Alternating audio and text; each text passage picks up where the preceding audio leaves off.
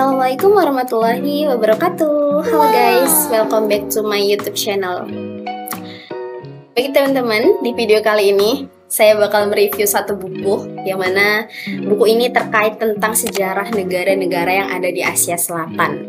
Mungkin teman-teman setelah mendengar kata-kata kawasan Asia Selatan, pasti India kan? Nah, bagi teman-teman yang mungkin hanya mengetahui India, teman-teman harus tahu bahwa di kawasan Asia Selatan itu bukan cuma ada India, tapi ada Bangladesh dan juga negara-negara lainnya. Bangladesh, Pakistan, lalu ada Sri Lanka, lalu ada pulau yang sangat terkenal dengan keindahannya yaitu Pulau Maldives. Ya, Pulau Maldives itu termasuk dari kawasan Asia Selatan. Oke, ada yang baru tahu teman-teman?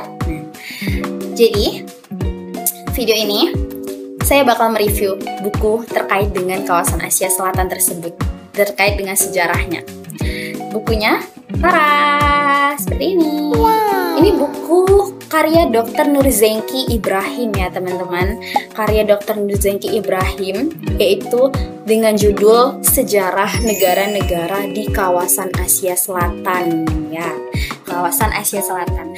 Nah, sebelum saya ke pembahasan buku ini, nah saya ingin mereview sedikit nih terkait dengan buku ini, karya Dr. Nurzengki Ibrahim ini. Nah, buku karya Dr. Nurzengki Ibrahim ini bisa dilihat nih cover depannya ya teman-teman. Lalu ini ada cover belakangnya. Buat kalian yang ingin mengetahui sejarah mendalam tentang negara-negara yang ada di Asia Selatan, terutama bagi kalian nih pecinta Bollywood atau yang suka banget sama film-film India, nah jika kalian ingin mengetahui sejarah mendalam tentang India, kalian bisa nih baca buku ini. Aku rekomendasi banget nih buat kalian yang pengen mengetahui mendalam tentang sejarah-sejarah India atau negara-negara yang ada di Asia Selatan. Ini rekomendasi banget sih, ini bagus banget bukunya ya. Nah, setelah saya baca bukunya, nah di sini saya akan mereview sedikit. Buku ini mengalami dua pencetakan, yaitu cetakan pertama tahun 2017, lalu ada cetakan kedua tahun 2024. Nah, buku ini dicetak di kota Yogyakarta tahun 2017. Nah, buku ini dicetak oleh penerbit Ombak. Penerbit Ombak, ini dia. Ini penerbit Ombak ya teman-teman. Nah, lalu, di dalam buku ini juga terdapat 9 bab, yang mana setiap babnya itu membahas tentang membahas tentang negara-negara yang ada di kawasan Asia Selatan tadi. Mungkin itu saja, ini preview dari buku ini.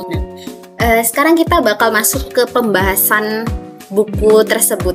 Nah, berbicara materi sejarah Asia Selatan. Nah, Asia Selatan ini merupakan pembahasan yang berupa sejarah negara-negara yang ada di kawasan Asia Selatan.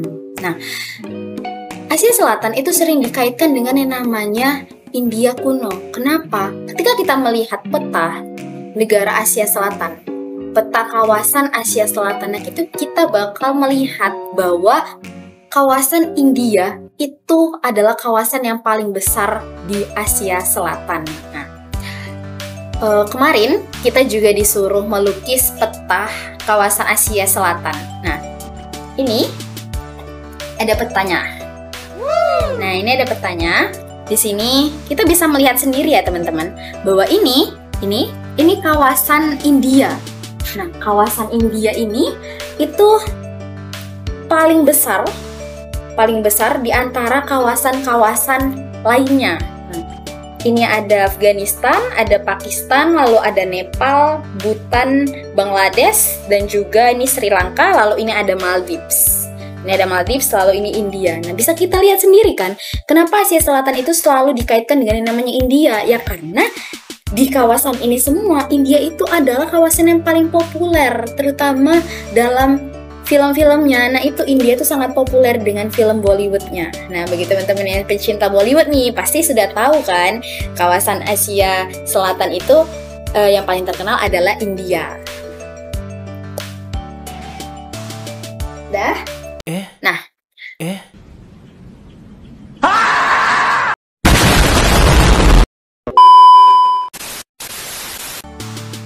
Dalam buku karya Nurzengki itu menceritakan tentang agama yang singgah di kawasan Asia Selatan. Tentang 7 negara dalam sejarah di kawasan Asia Selatan. Nah, itu mulai dari peradaban kuno, agama, lalu ada juga mulai dari bagaimana masa modern dan juga masa pertengahan dan juga masa dahulu dari negara-negara yang ada di Asia Selatan. Nah, setelah saya baca buku karya Dr. Nurzengki Ibrahim buku ini tadi, nah saya bisa menyimpulkan bahwa Asia Selatan itu dibatasi banyak sekali oleh kawasan Asia lainnya seperti Asia Barat, Asia Timur, Asia Tenggara. Nah, jadi Asia Selatan itu banyak sekali dibatasi oleh Asia-Asia lainnya. Nah, dari utara, Asia dibatasi oleh Samudra Arktik. Bergeser ke sebelah timur, akan ada penampakan Samudra Pasifik. Lalu di sebelah selatan, ada Samudra Hindia dan Eropa dari sisi barat. Selain berbatasan dengan Eropa, di sebelah barat ini kamu bisa melihat padatnya pelayaran di terusan Suez. Wilayah Asia Selatan itu juga 10% luas benua Asianya itu sekitar kira-kira 4.480 km. Wow, sangat luas ya. Seperti yang ada di peta tadi. Nah, lalu di buku itu juga dibahas tentang populasi yang ada di Asia Selatan. Nah, populasinya itu 40% itu budayanya itu adalah budaya yang berasal dari India. Nah, kalau kita bahas yang tadi nih, kita lihat bahwa di peta Asia Selatan itu memang India tuh paling populer banget sih guys. Kayak India tuh famous banget kalau di kawasan Asia Selatan gitu kan. Karena memang wilayah mereka tuh paling luas dan paling besar juga di kawasan tersebut. Jadi tidak heran kalau ketika pembahasan tentang kawasan Asia Selatan itu pasti selalu terpikirkan India, India, dan India. Oke, lanjut. Asia Selatan itu tergabung dalam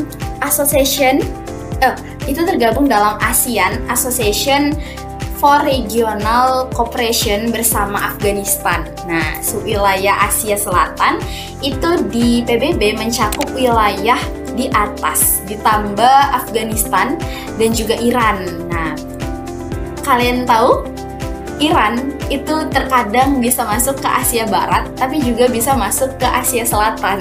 Jadi dia bisa masuk ke Barat, juga bisa masuk ke Selatan gitu. Nah, sama seperti Myanmar juga seperti Iran juga, dia bisa kadang masuk ke Asia Tenggara, kadang juga bisa masuk ke kawasan Asia Selatan. Lalu dilihat secara geografis. Nah, istilah anak benua lebih tepat dipakai untuk wilayah-wilayah yang terletak di lempeng India. Asia Selatan itu juga berbatasan dengan Asia Utara, Asia Timur, dan juga Asia Barat, serta Samudra Hindia di bagian selatan. Terus, perlu teman-teman ketahui, kalian tahu pegunungan Himalaya? Nah,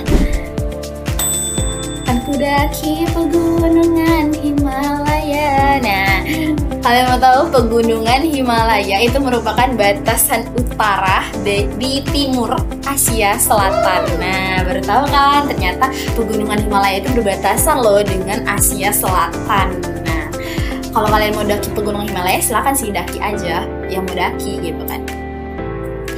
Lalu selain pegunungan Himalaya, ada juga pegunungan Kush di Afghanistan dan Pakistan Utara. Nah, itu ada pegunungan Himalaya, lalu ada pegunungan Kush juga. Nah, jadi Asia Selatan ini banyak sekali guys dibatasi oleh pegunungan dan juga di lingkup kawasan Asia lainnya. Jadi seperti Asia Selatan ini berada di tengah-tengah gitu loh. Ngerti kan? Kayak di tengah-tengah, ya udah dibatasi oleh banyak sekali wilayah-wilayah Asia lainnya. Nah, lalu penduduk di Asia Selatan itu memiliki ciri-ciri yang istimewa sekali terhadap masyarakatnya, terhadap penduduknya. Sering kita ketahui atau mungkin dari teman-teman udah pada tahu kan ciri-ciri orang-orang Asia Selatan itu seperti apa. mereka itu seperti yang teman-teman bisa lihat kalau di televisi. Nah, itu termasuk salah satu ciri-ciri dari masyarakat yang ada di Asia Selatan.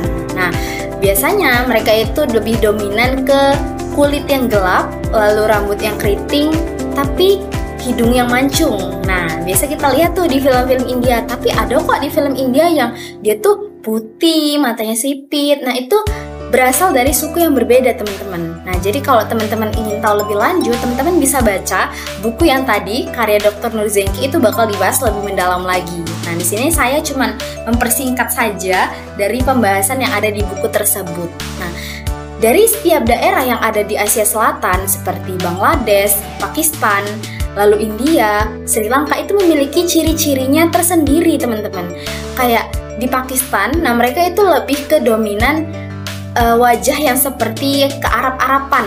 Nah, tapi kalau di India sendiri itu lebih dominan seperti orang-orang yang biasa sering kita sebut dengan kata-kata Vrindavan. Nah, perlu juga teman-teman ketahui bahwa di Asia Selatan itu sangat sekali dominan adalah Indo-Eropa dan juga Dravida. Nah, Indo-Eropa dan juga Dravida itu menjadi bangsa yang sangat dominan sekali di Asia Selatan tersebut.